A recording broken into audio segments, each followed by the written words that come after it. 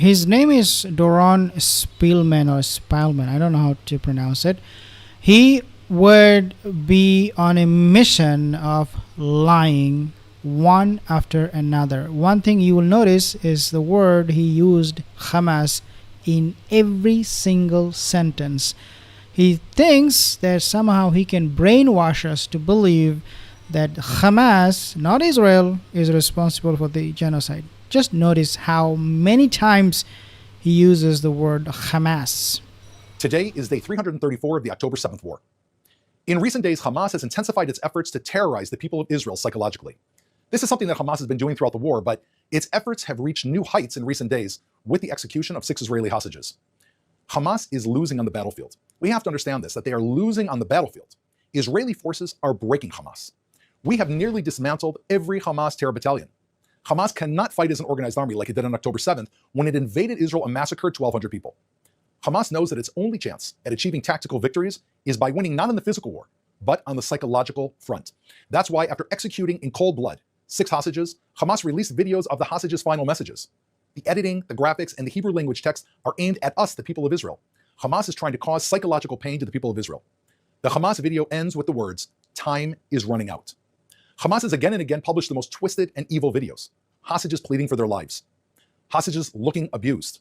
Hostages after being executed in cold blood. Okay, so what is psychologically painful is the pictures coming from Gaza, residents from Gaza who are posting on social media live, sometimes live feeds, showing their situation there, showing how many children are getting slaughtered, showing how many people are losing their families, all of them, 14 family members, 20 family members altogether. That is causing psychological pain to the rest of the world. And this guy obviously is blaming only Hamas. It is psychological warfare. And in psychological warfare, the attacker tries to get the victim to lose his or her will to fight. That is what Hamas is doing against the people of Israel. We know that this is what Hamas is doing because our military, the IDF, recently uncovered a Hamas psychological warfare guide inside a tunnel in Gaza. It was written by a senior leader of Hamas, quite likely Sinwar himself. In the guide, Hamas... And this is a BS, complete bollocks. What he's saying that they recovered or found a psychological warfare book written by Sinwar is a complete bollock. These guys, they in the past claimed that they found books in Gaza tunnel talking about war and all those things. They had provided zero evidence. Now they're saying that there is a book on psychological war written by Sinwar, most likely written by Sinwar, is also a BS, complete BS. Says it should increase distribution of hostage photos and videos to increase psychological pressure, target specific Israeli leaders for pressure, and damage the narrative that says Israel's ground operations will help free the hostages. Hamas knows it is losing the war on the ground, but Hamas is trying to get people to believe that Israel cannot win the war. Hamas wants to end this war on its feet, still holding Israeli hostages in its terror dungeons. Hamas must be pressured to release the hostages immediately. No, we do not think that Hamas is losing this war. Not at all, because it's been almost 1 year. We are not seeing any progress from the Israeli side. In fact, we are seeing a lot of setbacks that this Zionist regime they're facing, starting from their own military, who are now divided over this fight. Should they continue on? Should they not? And then, of course, we have the ministry, the Netanyahu government. They're also divided over this war. So how can Hamas is losing this war, and then you have so many disunity among your ranks? Makes no sense. To pressure Hamas and their enablers. This includes Qatar, Turkey, and Iran, so that they will pressure Hamas to release the hostages. So basically, he's now begging Qatar and Turkey and Iran to stop Hamas because they know they cannot win against Hamas. This is so pathetic. He's now appealing and asking other countries to please help us out with this situation. Turkey, Qatar, stop. We did not know that this will go this far. We did not know Hamas is so serious and they're so strong. Oh my God. The whole world should help us. Turkey, help us. On a different note, here's something you don't see every day. Finally, the World Health Organization acknowledges that the campaign to vaccinate 600,000 children in Gaza against polio was a success. The WHO said it exceeded its vaccination goal. It's going well, they said. The atmosphere is almost festive. They almost never admit it. But that is the closest we will get to hearing the World Health Organization thank Israel for doing everything possible to save Gazan children. They did not thank Israel whatsoever. World Health Organization did not praise Israel at all. In fact, it is quite the opposite. If you go to Google, just search these UN health workers in Gaza after seeing what they did, these monsters, and his government, what they did in Gaza, the children and the families, they have actually now said, we need a permanent ceasefire because the situation there is so horrendous. It's horrific. Like it's a Hollywood movie, worse than that. And this guy is saying, "Oh, UN did not give us thank. They did not praise us. They would never. What you have done to the people of Gaza and the city of Gaza, you do not deserve praise. You deserve punishment and go to jail." While the Hamas rapist regime, which the World Health Organization is totally quiet about, continues to wage war against Israel and hold Israeli hostages in underground terror dungeons. Israel facilitated the entry of 1.3 million doses of polio vaccine to Gaza, together with the World Health Organization and UNICEF. Gaza is already 90% vaccinated. This new effort was a preventative measure because of an Egyptian strain of polio that was detected in Gaza. Just think about it for 1 second. Hamas is dedicated to murdering Israel's children. Israel is dedicated to saving the children of Gaza. So the 90% number, he said that 90% was vaccinated in Gaza is a complete BS, is a complete bollock.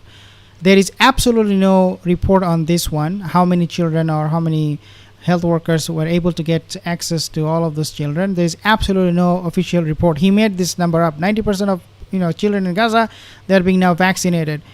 And on top of all of this, we have to understand this. When UN wanted to go into Gaza, the health workers, WHO, who Israel did not take the initiative first. It was WHO, World Health Organization, who insisted on Israel giving them access to get into Gaza. So now he wants to take all the credit for that. Wow. Hamas is not afraid of this. They're not embarrassed by this. They loudly proclaim, just look it up. They say the Jews love life. We, Hamas, love death. I have word for you. Hamas, you're correct. The people of Israel do love life. That's why we are fighting our war. Okay, so what you will see in a second will be something very, very funny. As he's bragging about polio vaccination entering into Gaza and for the children of Gaza, and then as he's trashing Hamas, blaming them for the genocide and everything, he will receive a phone call in just a few seconds. Just watch. That Hamas can never carry out another massacre, and that all children, Israeli children, and children living in Gaza can know a better future. Doron, one more thing that's not in your daily briefing. The IDF just sent out a press release about the situation in the north. If you take a look at your phone, you can see that press release and add that to your briefing. Sure. Bad news. Okay. Unfortunately, the IDF just announced that sirens are sounding all throughout northern Israel, and that 65 projectiles, rockets, and killer drones were fired from Lebanese territory and identified crossing into northern Israel. The IDF aerial defense, often known by other acronyms, that is what Israel has invested its money, such as Iron Dome and an array of defensive technologies, according to this, intercepted those 65 attack drones and rockets fired on Israel. Let's just take a step back. Could you imagine where any of you are living if one rocket, one attack drone, was fired by an enemy country over your home? We can definitely imagine. We have seen it in Gaza so many times. Fighter just bombing those residential places. We have seen it. Doron, you are just a moron. I don't know what you're talking about. Children, your brothers and sisters, But nevertheless, he's receiving this text or these messages coming from wherever, saying that Hezbollah just attacked. Hezbollah was not provoked in this case. They were not provoked. Israel did not strike Hezbollah targets in Lebanon. They stopped it because they know they cannot win with Hamas, let alone Hezbollah, so they stopped it. And then all of a sudden Hezbollah is like, no, we are not done. You are done with us. We are not done. So let's send them another 65 batch of projectile missiles. And this is exactly what happened. And it is causing havoc in those northern Israeli cities. And so this ministry is like, can you imagine living? Oh my God. Your grandchildren heard loud explosions in the sky just over your home when either one of those rockets was intercepted or, God forbid, one of them landed. This is the terror. Yeah, most of them actually landed. Only some were intercepted by the Iron Dome, whatever Iron paper they have. but most of them were successfully landed in Israel, and it caused a lot of damages. From the video, it looks like it landed in a residential area, but I'm not quite sure by looking at the video and the damages.